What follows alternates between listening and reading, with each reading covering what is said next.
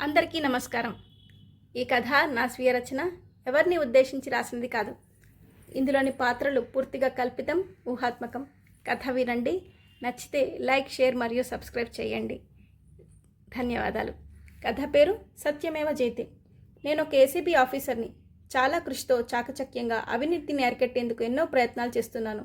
ఉద్యోగస్తులకు డ్యూటీ అంటే వారి ఉద్యోగ ధర్మం, అది నీతి నిజాయితీతో కూడుకున్నదనే అవగాహన కల్పించేందుకు మీటింగులు పెట్టి ప్రయోగాత్మక విషయాలు తెలియజేస్తాను.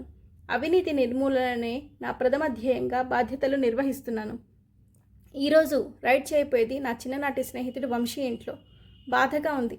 దేవుడికి దండం పెట్టుకున్నాను, వచ్చిన ఆరోపణలు అబద్ధాలు కావాలని. ఇంతలో డ్రైవర్ వచ్చి, సార్ కార్ రెడీ, ఫైల్స్ కూడా పెట్టేశాను చెప్పి వెళ్ళిపోయాడు. కారులో బయలుదేరాను. చూసిన ఫైలే మళ్ళీ తీసుకుని చూస్తున్నా. గత కొన్ని రోజులుగా వస్తున్న రిపోర్ట్లు అన్నీ అందులో ఉన్నాయి. ఏదో అద్భుతం జరిగి ఇవి నిందలు అని నిరూపణ అయితే ఎంత బాగు. ఆనాడు శ్యామ్ మామయ్య త్రుటిలో తప్పించుకున్నాడు. తన ఉద్యోగాన్ని, గౌరవాన్ని నిలబెట్టుకున్నాడు. వీడికి కూడా అలా జరిగితే బాగు అని తలుచుకుంటుంటే ఫోన్ రోగింది.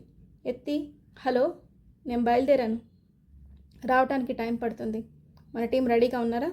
సరే అని కాల్ కట్ చేశాను. మా తండ్రి గారు రామచంద్ర, వంశీ వాళ్ళ నాన్నగారు శ్యామ్ సుందర్, ఇద్దరు క్లర్కులుగా పనిచేసేవారు. మా ఇళ్ళు ప్రక్కనే ఉండేవి.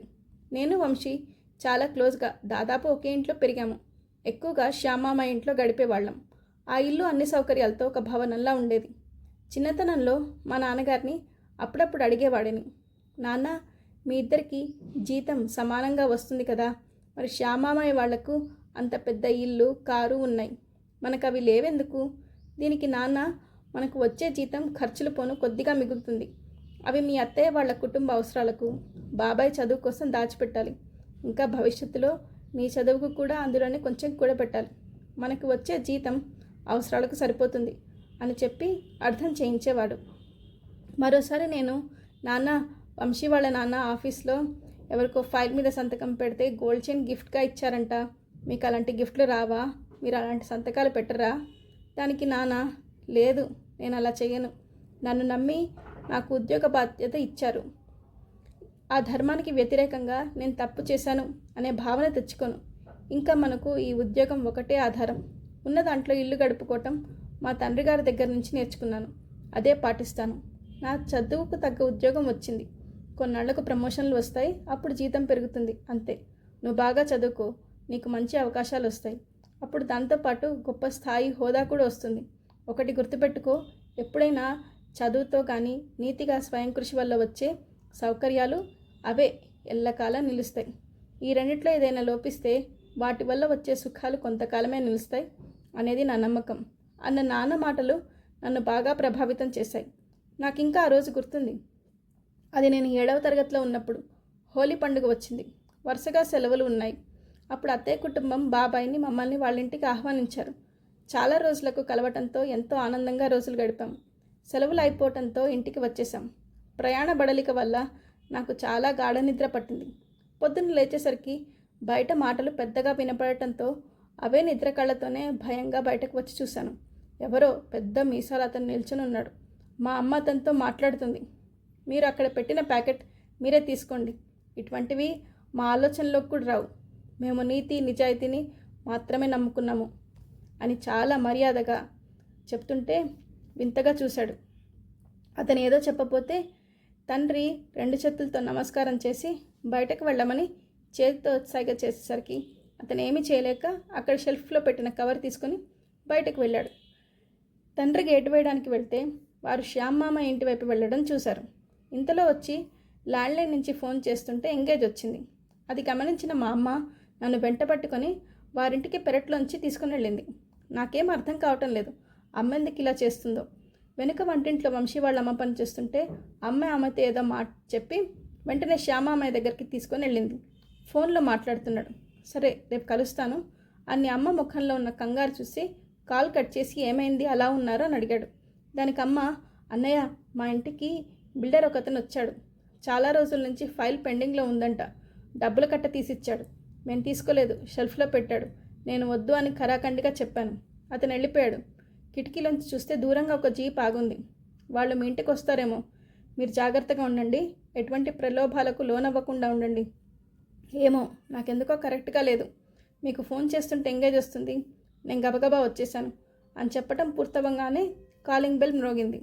వంశీ వాళ్ళ అమ్మ తలుపు తీయడానికి వెళ్తే మేము ఇంటికి వచ్చేసాము. తర్వాత రోజు పేపర్లో వచ్చింది. లంచం తీసుకుంటూ పట్టుపడిన అధికారి. ఆ వార్త చూసిన వెంటనే శ్యామయ్య ఇంటికి వచ్చి, రామా, నిన్న సీత వచ్చి ఆదుకోకపోతే ఈరోజు పేపర్లో నా పేరు కూడా ఉండేదిరా. నేను ఇన్నాళ్ళు ఏవో చిన్న చిన్న ఆశలకు లోనయ్యాను, కానీ నిన్న నాకు బుద్ధి వచ్చింది. ప్రమాదం ఎట్నుంచైనా పొంచి ఉండొచ్చు. నిన్న నన్ను మీరు రక్షించారు. ముఖ్యంగా సీత సమయానికి రాకపోతే నేను, నా కుటుంబం పరిస్థితి ఏమయ్యేదో ఏమిటో. ఇంకెప్పుడు తప్పుడు మార్గాలను నేను నమ్మను, అటువైపు ఆలోచన కూడా చేయను అని బాధ కూడిన భయంతో చెప్తుంటే నాన్న ఓదార్చారు. వారు వెళ్ళాక నాన్న అమ్మతో, ఆ రోజు వచ్చిన బిల్డర్ నేనెంత చెప్పినా వినకుండా అలా ఉన్నా వారిని భలే పంపించావు.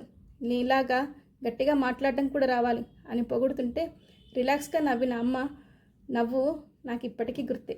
ఫోన్ రింగ్ అవ్వటంతో నేను ఆలోచనలోంచి బయటికి వచ్చి కాల్ ఎత్తి దగ్గరలో ఉన్నాను, బీ రెడీ అని కాల్ కట్ చేయగానే వంశీ ఇంటికి చేరుకున్నాము.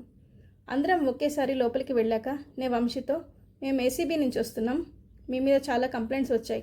మేము మీ ఇంటిని సెర్చ్ చేయాలి, మీ అకౌంట్స్ చెక్ చేయాలి, మాకు కోఆపరేట్ చేయండి, మీరు మీ ఫ్యామిలీ మెంబర్ ఇక్కడ కూర్చోండి అని చెప్పి మా టీం అందరం వెతకటం మొదలుపెట్టి దొరికినవి నాకు చూపిస్తున్నారు. నేను అక్కడే ఉన్న వంశీ అండ్ ఫ్యామిలీని ప్రశ్నిస్తున్నా. వాటికి తగ్గ bills, details of swords of income ఇవన్నీ అడుగుతుంటే కొన్నింటికి సమాధానం ఇవ్వలేకపోయారు. కొన్ని చెప్పినా వాటికి టాలీ అవ్వలేదు. వంశీ, ఈ ఆస్తులకు మీరు సరైన డాక్యుమెంట్స్ మరియు ఇన్కమ్ డీటెయిల్స్ ఇవ్వటం లేదు, మిమ్మల్ని అరెస్ట్ చేస్తున్నామని చెప్పి నా సబార్డినేట్కి వర్క్ అసైన్ చేసి అక్కడ ఉండలేక వెళ్ళి జీప్లో కూర్చున్నాను. వంశీని కూడా నా వెహికల్లోనే ఎక్కించమని నేను చెప్పాను. కొద్దిసేపు మా ఇద్దరి మధ్య మౌనం. కార్ స్టార్ట్ అవ్వగానే, ఏమిటిది ఇలా చేసావు, మన ఇద్దరం కలిసే పెరిగాం, అలాంటిది ఒకటి జరగబోతుందని నన్ను హెచ్చరించచ్చుగా అని వస్తున్న దుఃఖాన్ని ఆపుకొని వంశీ నన్ను ప్రశ్నించాడు. ఏం నీకు తెలవదా ఇవన్నీ తప్పని? నీ బాధ్యతలు సరిగ్గా చేయక నీవు సైన్ చేసిన తప్పుడు ఫైల్స్ వల్ల వచ్చిన పర్మిషన్స్ కారణంగా ఎంతమందికి అన్యాయం జరిగిందో తెలవదా? రీసెంట్గా ఫ్లైఓవర్ కూలటం కూడా నువ్విచ్చిన పర్మిషన్ వల్లనే, మర్చిపోయావా? ఇప్పుడు నన్ను ఇలా అడిగే హక్కు నీకు లేదు. శ్యామామాయిని ఆ రోజు అమ్మ కాపాడింది, అప్పటి నుంచి ఆయన మారిపోయారు. మరి నువ్వెందుకు మళ్ళీ ఇదే దారిలోకి వెళ్ళావు? ఎవరు పట్టుకోలేరనే దాని ధైర్యమా? నువ్వు బాగా చదువుకున్నావు, నీకు మంచి జీతం, బాగానే కూడబెట్టుకున్నావు, మరెందుకు ఈ అవినీతికి లోబడి మాకు చిక్కావు? ఇక్కడ మనందరం ఉన్నది ఎవరి పని వాళ్ళు చేయటానికి. దానివల్ల ప్రజలకు, దేశానికి మేలు జరగాలి. అది మర్చిపోయి సొంత లాభం చూసుకుంటే నీలాంటి వారి గతి ఇంతే. నీ అత్యాశ వల్ల ఇదిగో జీవితం ఇలా అగాధంలో కూరుకుపోయింది. అందుకే ఎటువంటి పరిస్థితిలో కూడా ప్రలోభాలకు లోను అవ్వద్దు. ఇది గుర్తుపెట్టుకో, ఒకవేళ నువ్వు బయటికి వస్తే అని హితబోధ చేశాను. వంశీని స్టేషన్లో ఒప్పచెప్పి నేను హెడ్ ఆఫీస్కి పయనమయ్యాను. కారు ఆగటంతో నేను దిగి ఫైల్స్ తీసుకొని లోపలికి వెళ్తుంటే డ్రైవర్ సత్య సార్ అని పిలిచాడు. వెనక్కి తిరిగి చూస్తే అప్పుడే అక్కడికి చేరుకున్న మా టీం వారు నాకు సెల్యూట్ చేస్తుంటే వారిని చూసి నాకు గర్వంగా అనిపించింది. కథా సమాప్తం. తప్పులుంటే మరణించండి. మీ ప్రియాంక.